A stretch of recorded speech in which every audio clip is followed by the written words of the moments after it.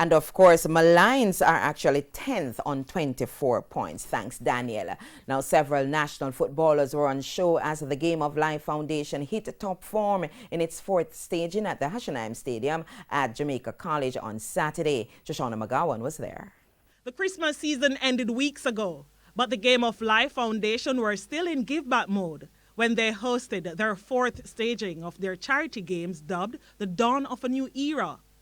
With current top Reggae Boyz Darren Mattox, Damian Lowe and Junior Flemings, among other known footballers on display, the crowd matched the atmosphere.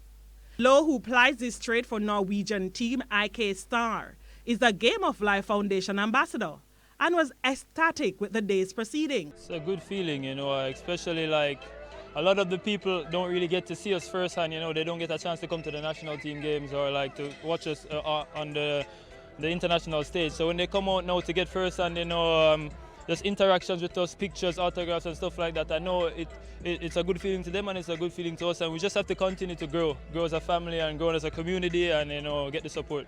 Darren Mattox played on Team Dominic James in honor of late outstanding Jamaica College and St. George's College footballer Dominic James, who was the STGC captain at the time of his death. Mattox believes events like these can help with football's growth in Jamaica. I think like in an event like this, if the JFF can come on board and really give back big and better, that would be great for because it's good. God bless us with our talent, so we could bless others. So that's most important, because for me, I try a lot of times, so if we can always give back to where we're coming from and stuff like this, it's really amazing.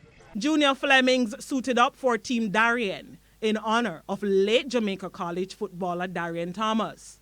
Flemings, the former outstanding JC captain, was delighted at the impact they had on the spectatorship. I mean, it's great, like giving back is a plus, like there's no value in it. So, for players to come out here and just showcase what they can do and entertain some spectators is wonderful.